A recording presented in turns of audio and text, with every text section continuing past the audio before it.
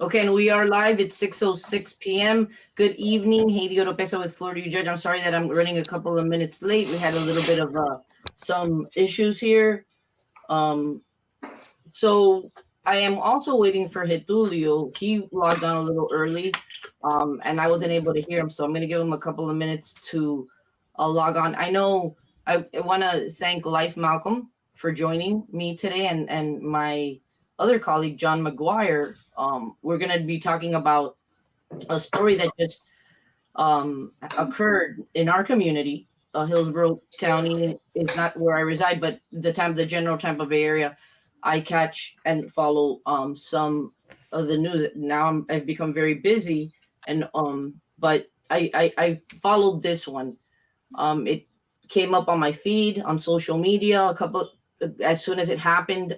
Hillsborough County Sheriff's Office put out the body cam footage. I'm gonna play it for you all here shortly, but we're gonna just analyze. We're gonna talk about facts. This isn't really opinion, facts, and then we're going to try to touch upon a little bit the law that governs welfare checks by police officers. John McGuire has an interesting history. He was a police officer and then became a lawyer. So he's a great participant this evening to be able to bring that to the table. Let me go ahead and play. I don't know what that means. VOH, FYI. Is that volume on high? I don't know what that means. Getulio, can you hear me now? Can I hear you? I hope. Yes. I can hear you. Can you hear me? Sorry, yeah, we did have a little bit of some technical issues. So you can't hear me now? I can. So welcome, Getulio Gonzalez Military. I know Life has another commitment, so we're going to try to get started. Let me do a share here. Share the screen. I want to go and do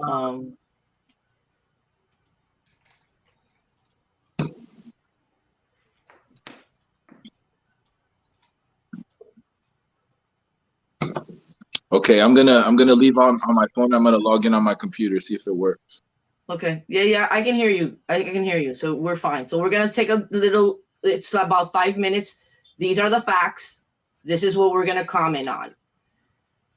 But I think the community is somewhat divided. Some people think that are very supportive of the actions taken by the officer.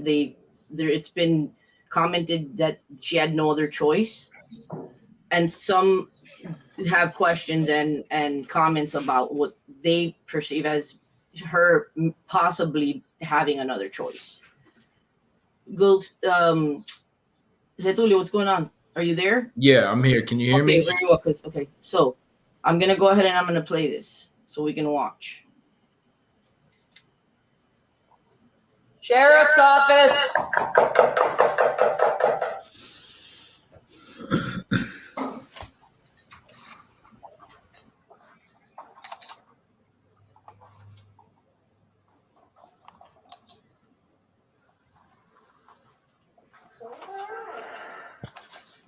Sheriff's Office.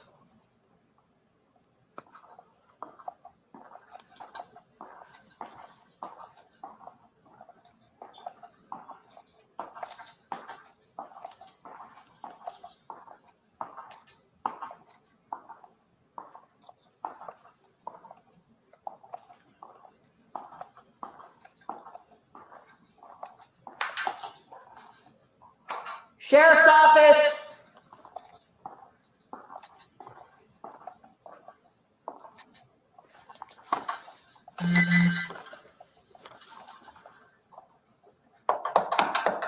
Sheriff's Office.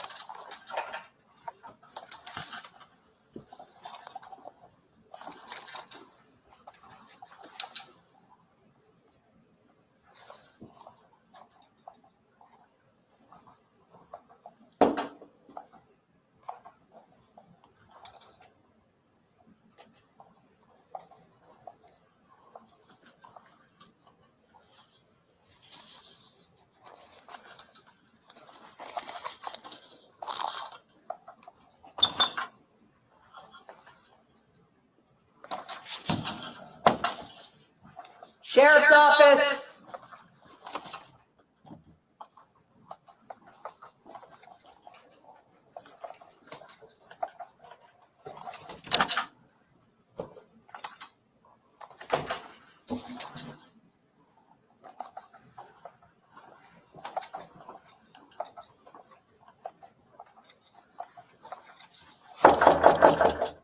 Sheriff's Office. Sheriff's Office, sir. It's Deputy Castillo.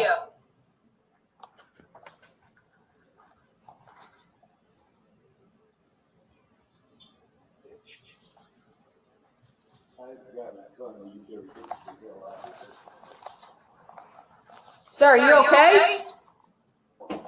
Sir, Sheriff's Office. It's the sheriff. Put your gun down. It's the Sheriff's Office, sir. Step up my knife for her. Okay, I'm staying right here. Put the gun down.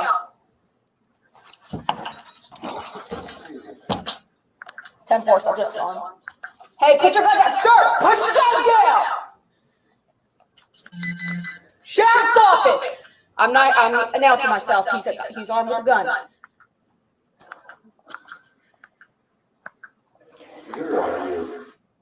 Sir, put the gun down, please. Hey, watch it when you come up the stairs. Sheriff's Office, sir, put the gun down, please. Sir, I just want to make sure you're okay. Please put the gun down.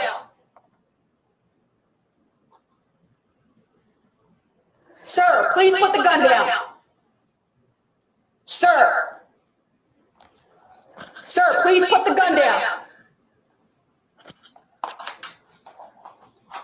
Sir, can you please put the gun down? You're not in trouble. We just want to make sure you're okay. Sir.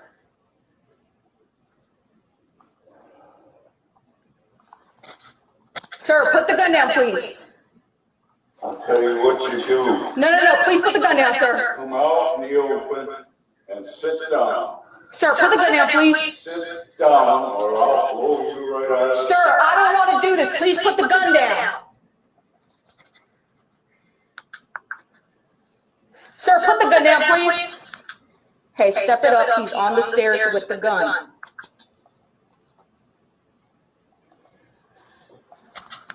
When you come up the stairs, he's going to be to your right. I'm going to be in the bedroom on the left side. Sir, put the gun down, please. Listen, sir, I just want to make sure you're okay. That is all. Your neighbor was concerned about you. Well, we're going to find out. That's it, sir. Nobody's in trouble, okay? Listen, nobody's in trouble. Sir, put the gun down. Sir. Sir, put the gun down. You hell you at? Sir. Shots fired. Shots fired. Subject's down. Okay, so I'm gonna let Life start because he has a little bit of a command. Or if you don't want to, you want to let one of the other two guests first take us the opportunity to address what they think. John, did she have a choice to do something different? Well, throughout my opinion, I think she goes in there, she's told that there's an elderly man, 88 years old, who hasn't responded in a few days. His door was open. He goes in the house. She goes in the house. The only thing we know is she asked the neighbor, does he have a dog or anything like that? I think the first issue is this should have been handled by the Sheriff's Office crisis intervention team, the mental health team. They're the ones that should respond to calls or welfare checks. But instead, she goes in the house under the guise of a welfare check. Clearly in the house, there's nothing wrong with the house. It's neat, it's clean, no evidence of criminal activity, no evidence of any wrongdoing. When she goes upstairs, he says at 2 minutes and 37 seconds, I've got a gun, you better get the hell out of there here. At that moment, she should have left the house. She had no right to stay in the house and continue to say, I'm just here to check on you to see if you're okay. Because he said, I've got a gun, you better get out of here. And in my opinion, she should have left the house and went down the stairs. She didn't have to go all the way down the stairs because there was a turn halfway down the stairs, and she knew that because she just went up the stairs.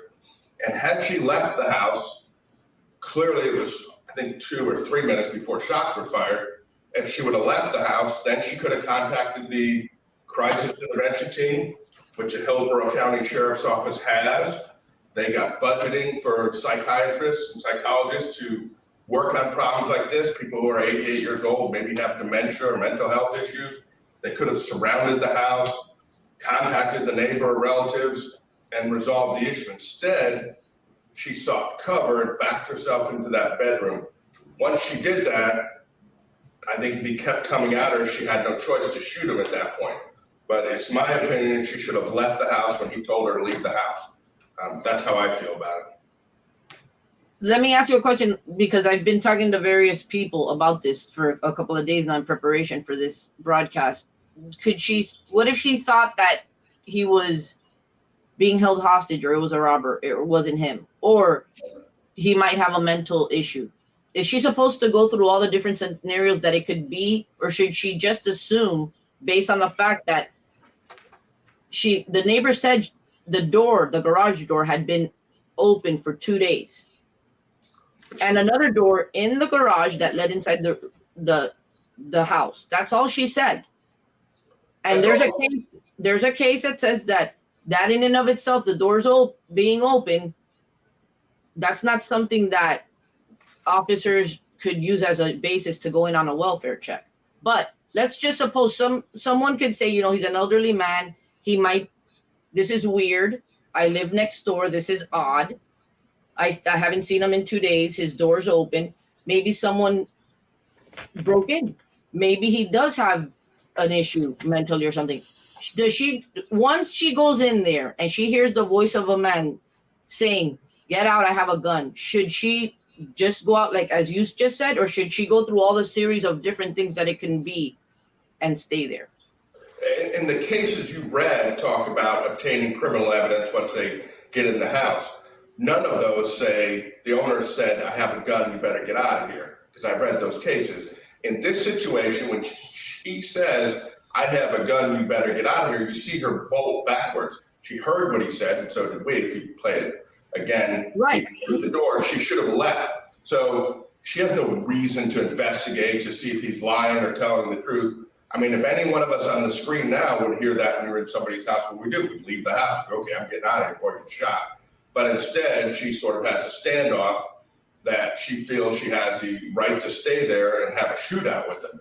And to me, he's an 88-year-old man, obviously with diminished mental health, eyes, ears, processing, who knows if he's on medication. That's for the crisis intervention team. That's for people who handle mental health issues. She could have handled that from the street. She should have done what he said and left his house, then called for backup, then called for a SWAT team. They could have surrounded the house. If he was there to harm himself, that's his prerogative, but they could have made sure no one else got hurt. And then they call relatives or the neighbors and ask if anyone knows him. Maybe they can call him on the phone, get him out of the house. There's people that are professionally trained in doing this, which she is not trained. She is not part of the crisis intervention team. And that's the problem, that the sheriff's office says, "I want more funding to develop this crisis intervention team." But then nobody did a pre-screen. Nobody screened the circumstances before she went in the house. The only thing we know is she said, "Does he have a dog?" Well, if the door was open for 2 days, well, that's his business, not hers. And I remember one time we didn't close our garage door, and at like midnight, a police officer knocked on my door, answered the door, and she said, "I just wanted you to know that your garage door is open." I'm like, who cares? So I closed the door, she woke me up, and she was trying to be nice, I suppose, but at the same time, you get irritated sometimes when people bother you in the middle of the night. This person did not want to be bothered, and now he's dead because of it. And I don't think she should have stayed there. I think she should have left. Life. Yeah. So when this cop shows up and walks into this gentleman's house, and I didn't read anything Attorney McGuire, that suggested the man had a mental illness. I was just looking for this article I read where, in fact, the family suggested that he was mentally sharp and could do his own, grocery shopping, drive, live rather independently. Of course, they did admit he had diminished hearing and sight problems as well, but he apparently was mentally sharp. I don't. And even Chronister says that he's not sure at this point in time if mental health played a role. What played a role, though, is this heavy-handed policing that Tampa, Florida is known for. And this man had no duty to retreat. He's in his own home. The Castle Doctrine certainly applies. People perhaps know of the Castle Doctrine because of the stand your ground stuff that came out around the Trayvon Martin killing.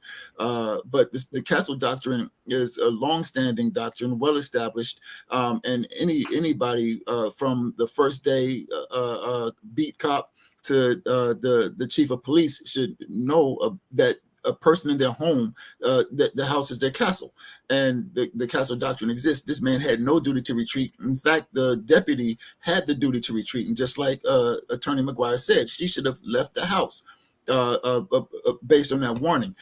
Even when you raise this issue, Haiti, this hypothetical, maybe it wasn't him speaking and it was a burglar or some other person.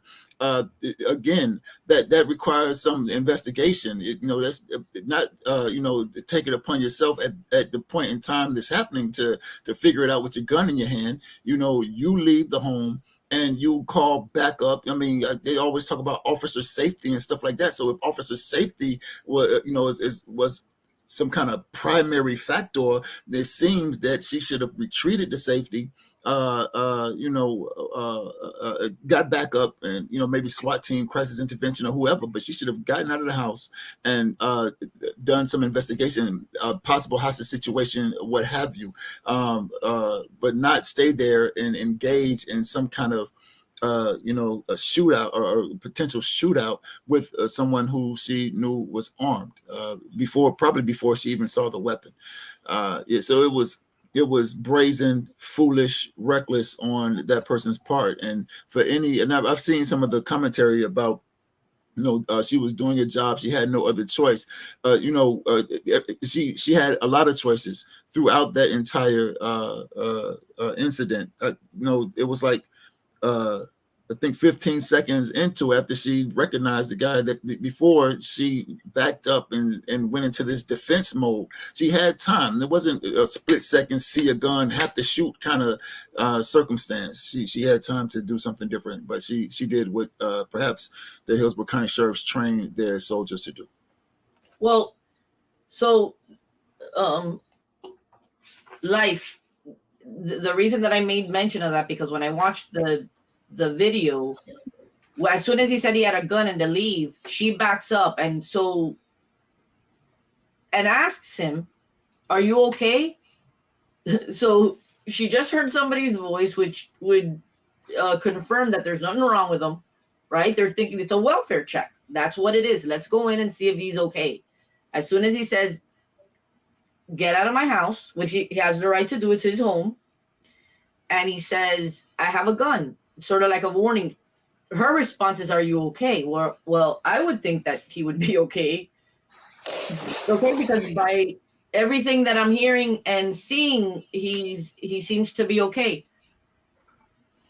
But some people say, well, maybe he had an issue mentally, because that's why she asked him, "Are you okay?" But I agree with you. The reason that I wanted to make a point of that is because you're right. For someone to stand there and then to think of all the possible scenarios that it can be, that's not what she had at the time that she went in. All she had was a neighbor saying, "Yeah, I haven't seen him for 2 days. The garage door is open." John McGuire just said there's nothing in and of that, based on just that would make somebody think that there's something amiss there. So that's all she knew. She went in, got confirmation, and should have gone down the stairwell. That is, I would say, a good number of people, that's their take. Let's talk about Heidi, Hey, before we pivot from that, I just want to say this last little piece about that, right?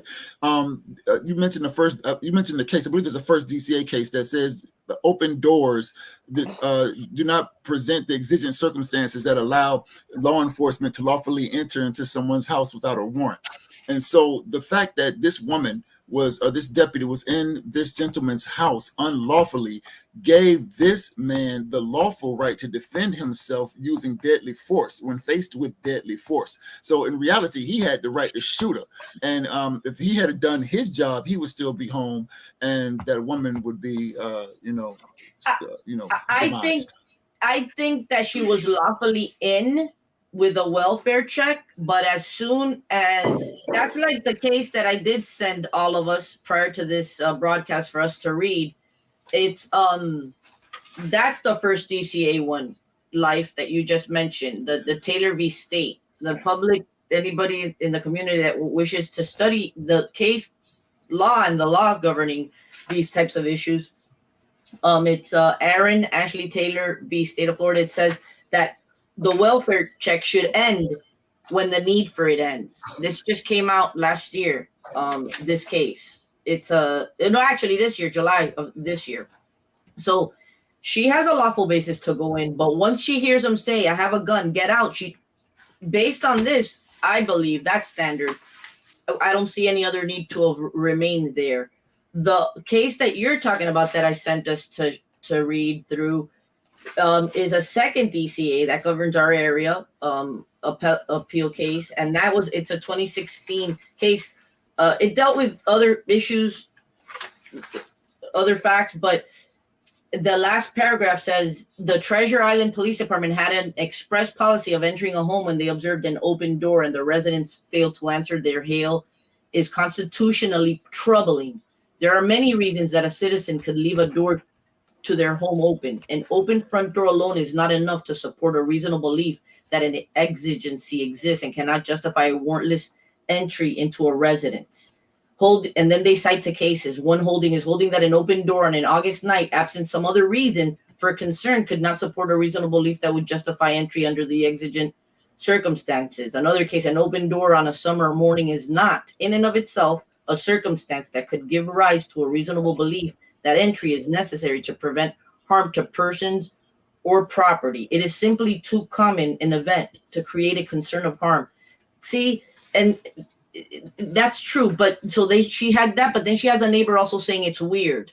Like the baseline's not here. I haven't seen him in 2 days. He's an elder. Who knows what exactly was said?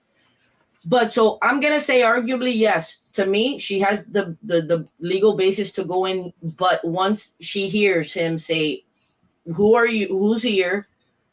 I have a gun, get out." Right. She's human.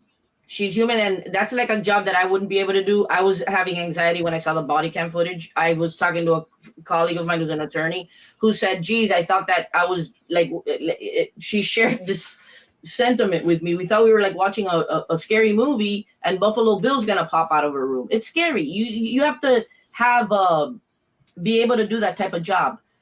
Do you think that? So listen, when she's only been on the force for 5 years.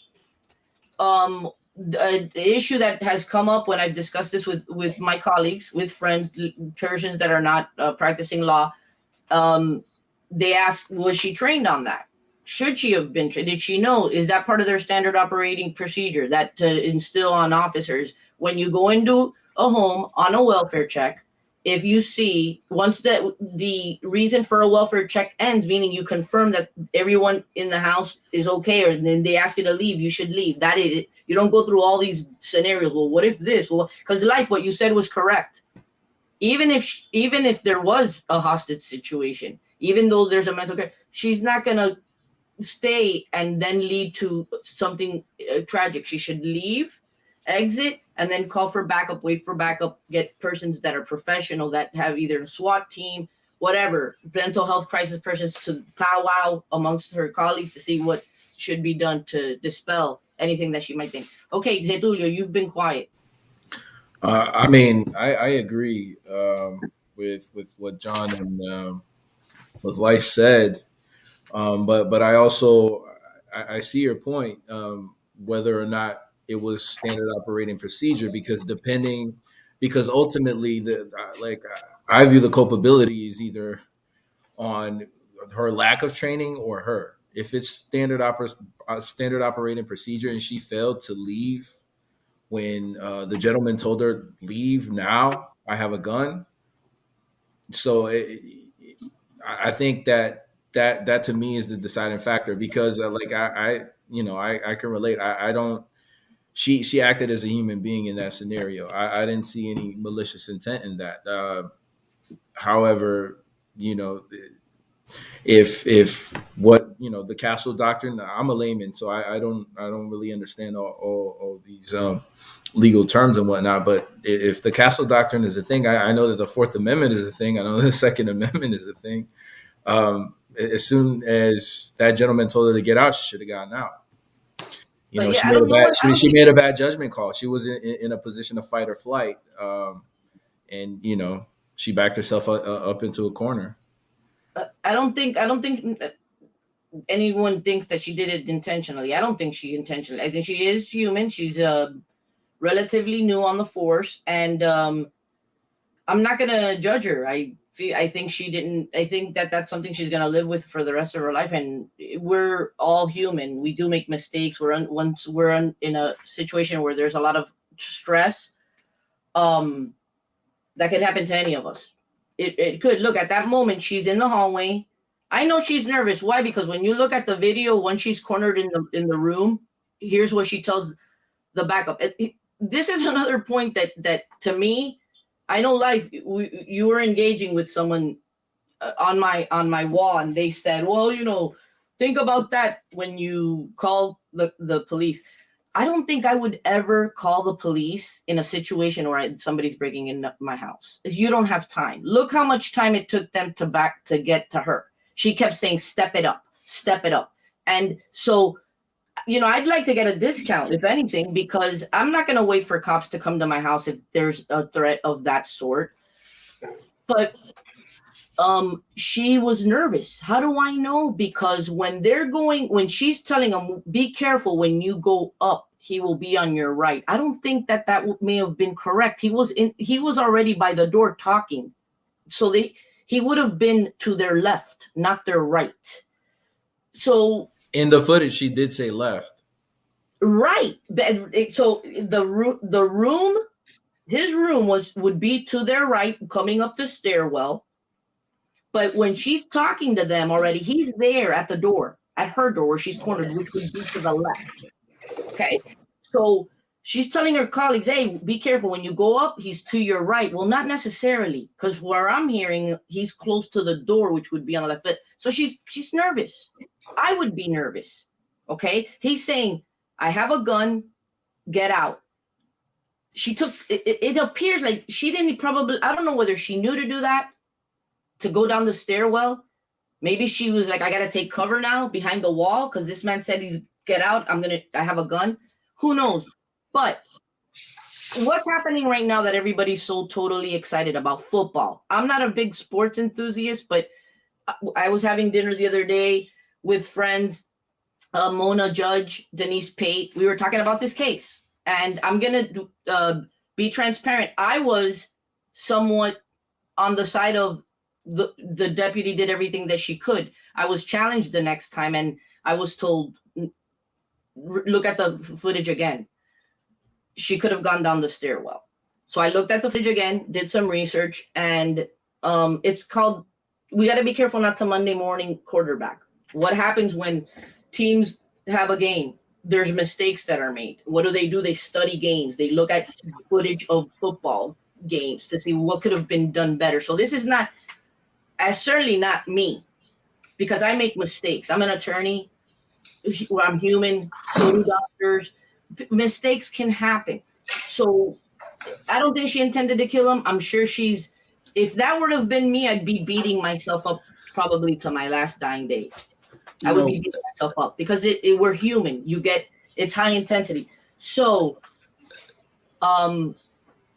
Life, I want you to talk, and I'm very proud of you. I've been seeing you out in the courthouse hallways, and you did an amazing analysis this evening, for real.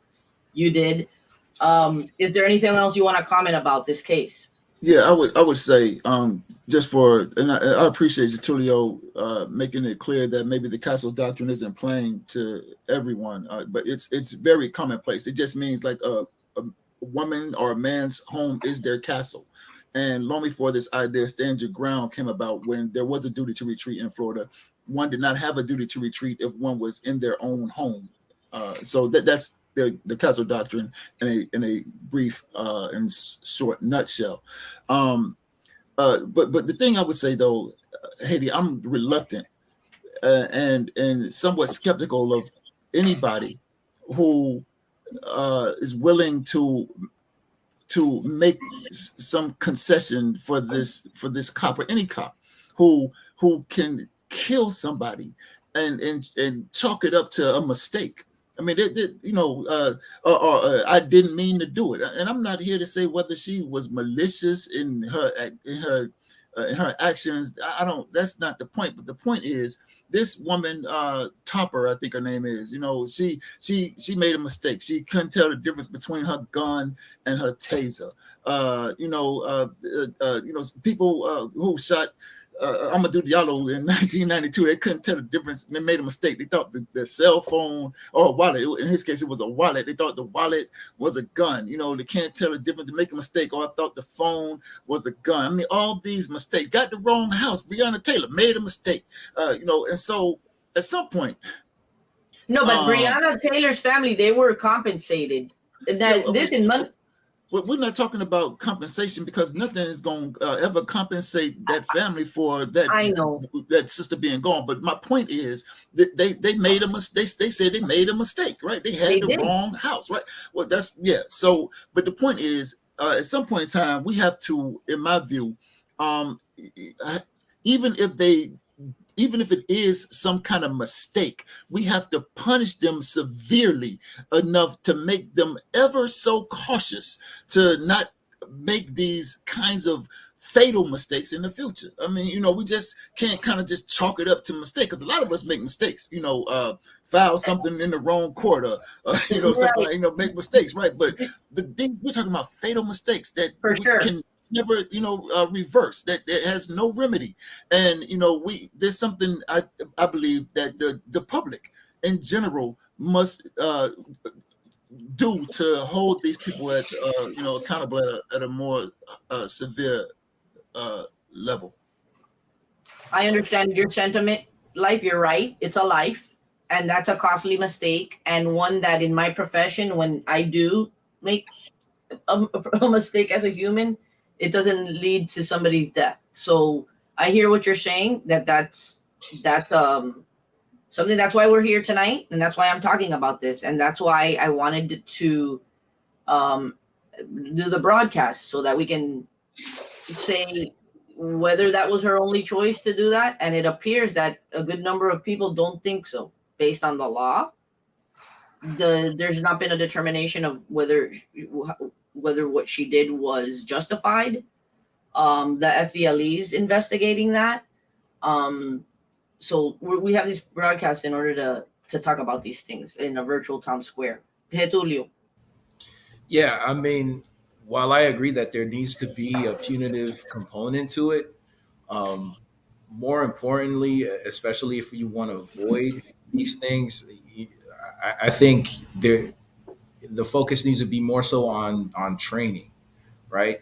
And that's not to say, okay, write the police department or the Hillsborough County Sheriff's Office a blank check, but okay, what type of training are these officers or these deputies getting that immediately in a situation like that, they enter into fight or flight, and then they end up making the mistake of killing an 88-year-old man? I don't get it, because this, as life has said, these things have been happening for forever now, since John, what can be done punitively? I'm not going to speak about this because I don't have facts. I don't know if she was trained on that. I don't know if she was trained on a welfare check and told, look, when the welfare check need ends, you got to get out. And the homeowner tells you leave, you got to leave. I don't know if that. I want to address a couple things first with life you were talking about. I don't know that the gentleman had a diminished capacity or mental health issues. I can only evaluate what took place, and then he's 88 years old. So that would leave anybody who's 88 years old has a little bit of a diminished capacity. You lose your sight, you lose your hearing as we get older. I'm 57, maybe I'm getting a diminished capacity now. But I wrote down what he said, and he said at 2:37, "I've got a gun, you better get the hell out of here." 11 seconds later, he said, sit right here. At 3:20, almost a minute later, he said, "You dear are fucked." And then at 4:20, another minute later, he says, "I'll tell you what you do, come out in the open and sit down." And then 5 seconds later, he said, "Sit down or I'll blow you right out of the," and then that's when it ended. So he didn't recognize this was a deputy doing her office. He never seemed to recognize that. He wanted her to come out in the open and sit down. And because she didn't go down the stairs, she was backed into that room and she shot in self-defense at that moment. When she was at the door, or even then, if he shot and killed her, you're right, like the Castle doctrine applies, that if he didn't recognize she was law enforcement, then he had every right to shoot and kill her, and he wouldn't have done anything wrong criminally for doing that. And that situation would have been avoided by either her leaving when he said, "Get out of my house, I have a gun," or have the crisis intervention team, which the sheriff gets funded for, which the sheriff has his own standard operating procedure, that they're supposed to respond in welfare checks and do things just like this. If she left and had more concerns, hey, maybe he was a hostage or maybe he has mental health issues, they could have addressed that from outside the house. She had no business staying after she was told to leave. So, as far as officer safety, I still can't figure out why only one police officer responded and cleared a house. I can remember clearing a bank in the middle of the night, and I was terrified walking around with my 45 sideways and a flashlight in one hand. I was shaking to death. I was 20 years old. And quite honestly, it's frightening doing that. And she was afraid. She didn't go in there intending to kill an 88-year-old man. But at some point, maybe police officers shouldn't be police officers. Maybe they shouldn't carry firearms anymore or do desk work. The bottom line is she killed an 88-year-old man, and we're having this conversation, and I don't think this should have ever happened. That's how I feel about it. Punitive-wise, I think she shouldn't be on the force carrying a firearm and shooting other people. That's my opinion. And, should she be charged with a crime?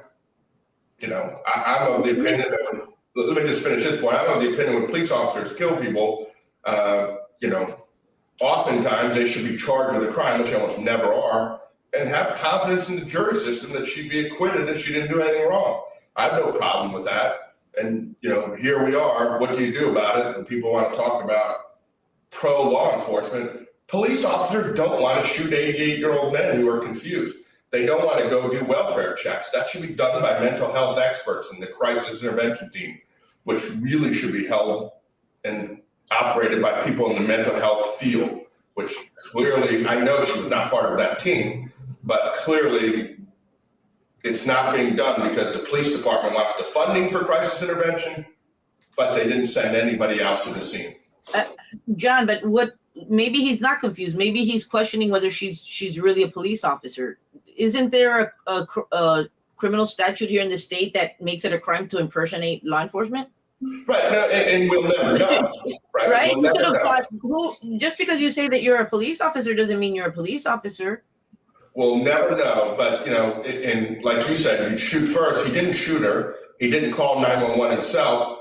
It appears to me that he's confused, but I'm not trained in that field as an expert either. But that's what I get out of it, that he was confused as to who she was. And he was asking her, just like she was asking him, just sit down right here. And if you sit out in the open, I assumed everything would have been fine. But The other thing- not going to do that. The other thing is he can't hear. He has a hearing impairment. I don't think that confusion or a perception of diminished capacity because he doesn't believe she's a cop. It could be. I don't just believe anybody coming and knocking on my door telling me that they're a cop. Would he have been arrested, John, if he would have shot her? in his home? Absolutely not. 100% not. No way. He had every right to shoot her. She had no business in his house. It was his house. So you don't think he would be arrested? Absolutely Would not. have And been? if he did, I was on the jury, he'd be acquitted of it. Which again, I'm all for people being arrested, but because I believe in the jury system, and you'd be found not guilty. And in that one, the same thing, life with the Castle doctrine. He had every right to defend his home. He had no duty to retreat. He had no duty to open that door. He could have blasted her through his closed door. That's why she knew, and she knew that, and she ran because he could have shot her right through the door. And that's why probably she didn't take the stairwell down because she thought if I go down listen, he's coming out the door. If she goes down the stair, he could just go over the wall and shoot her. Maybe why she took cover behind the wall. And so the police officer Bill of Rights says in order for her to be questioned, she gets 3 days to review the video, to speak with her lawyer before she answers any questions. So she could have thought of things like that. But if she had gone down the stairs, don't forget she only had to go halfway down the stairs because it had a bend in it and there was cover behind halfway down the stairs. In the 7 seconds from when he said it to where she ran and got cover and he came out the door, she would have been down those stairs. So I think if she would have done what he said and started to get out of his house, everything would have been fine. In fact, he never shot her even in 3 minutes. Right. Getulio. No, I just wanted to mention that you were correct. According to her family, he had hearing aids and he had them removed. They were on his nightstand. So he didn't hear. He might not have heard when the officer or the deputy said that she was a police officer. The family also mentioned that there had been a rash of break-ins in the area as well. And so it was possible that this gentleman who was a former cop thought that this was a burglar in his home. And that's why he was like, come out and sit down right here. And he had this aggressive kind of cop-like tone, like as if he was making as if he was seizing this person. And I would just say this: we talked about her only choice, right?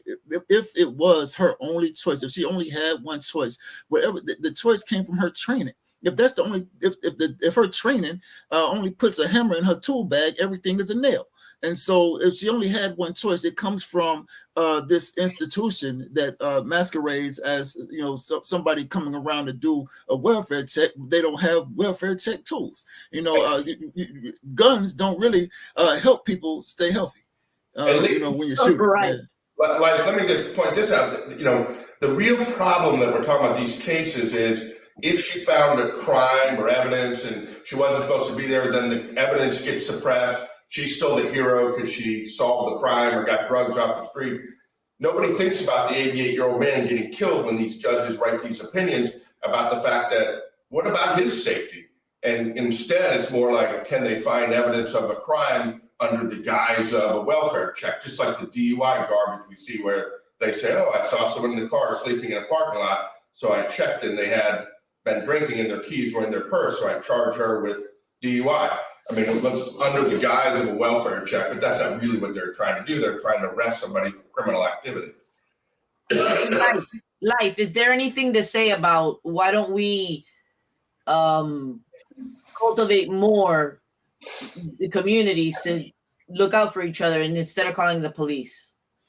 Well, for so long, anybody who knows me knows my position. I'm an African in this country, in the United States, right? And I'm an African internationalist, which helps me understand that the people there are two types of people in the world: those of us who are colonized, and those of us those who colonize, those of us who are colonized. In my view, the police function as a military installation in colonized communities, and sometimes even those of the colonizer community get caught in the crossfire, because the nature of the colonial military institution is to protect the colony at all costs. And part of that is making everybody believe that the only way that everybody can stay safe, most importantly, the colonizer population, is through the implementation of state power through the frontline military force, the sheriff's department, and the police.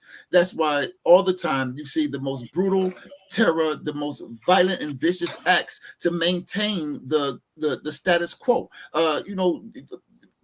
this guy Chauvin, for example, did not have to kill George Floyd the way he did, but this, on display with this kind of arrogance, but this kind of brutality. You can go way back to Dr. Martin Luther King if you want to. Chairman O'Malley used to tell her, often says that they didn't have to shoot him in the mouth on the balcony of the Lorraine Motel. They could have made it look like he, slipped and fell on a banana peel or died in his sleep if they wanted to. But this colonial situation requires the maintenance of terror and brutality in order to keep the status quo as it is. So if this institution got out of the way, there was somebody in that thread you talked about earlier on your page, Haiti, that said something like, why don't, since I feel the way I feel and think the way I think, that the police would be better served if they leave African, I think he was trying to mock me, African on African crime, to African people. Yeah. And I agree. We don't want them here. When they show up to our community, we always end up dead,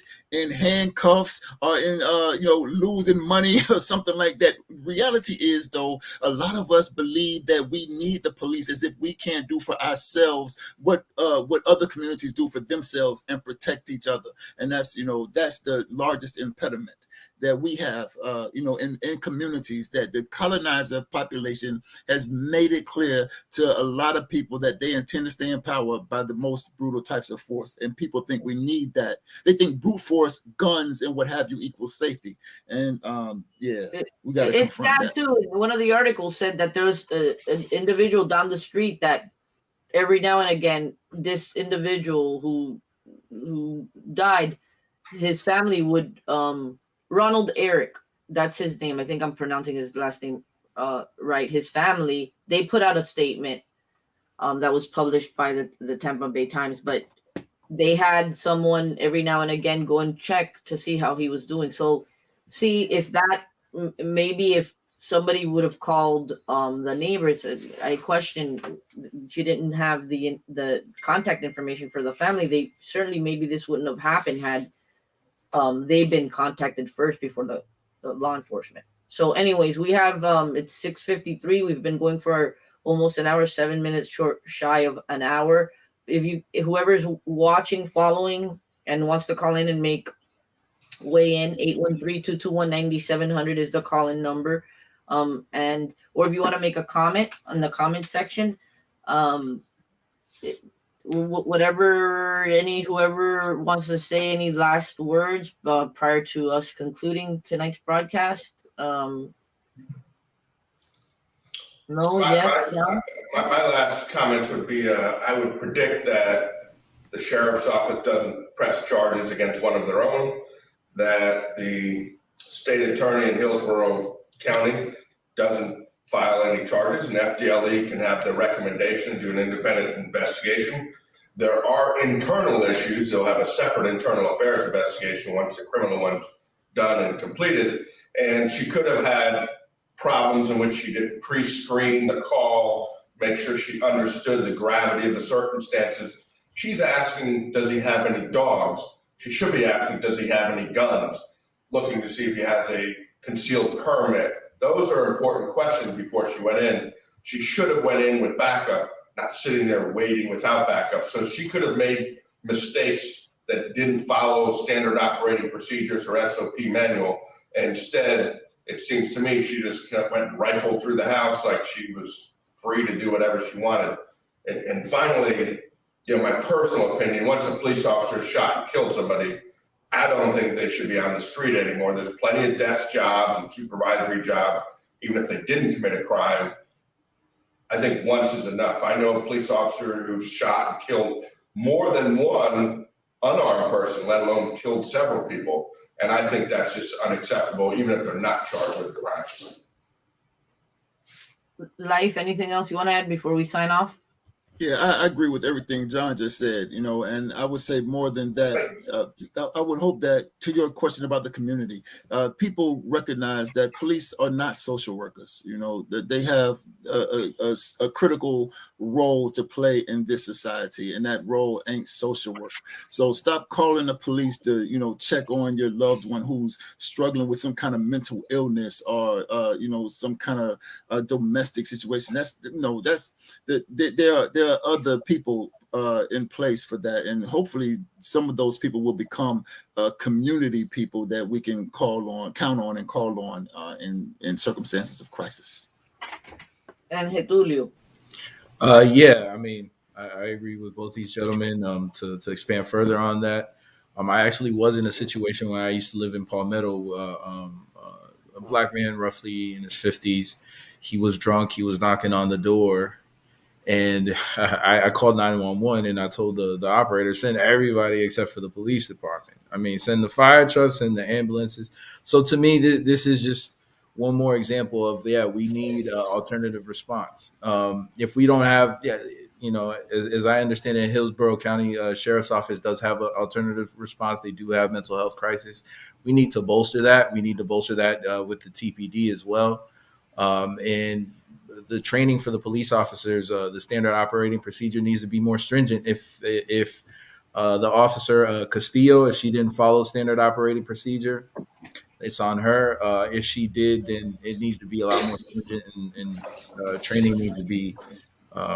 It needs a revamp. That's for sure. All right. Thank you, John McGuire, Life Malcolm, Getulio Gonzalez Monteiro. Thank you for joining me this evening. Thanks to those who have joined in. Haiti Oropesa with Florida Judge. Till next time. Thank you. Thank you, Eddie.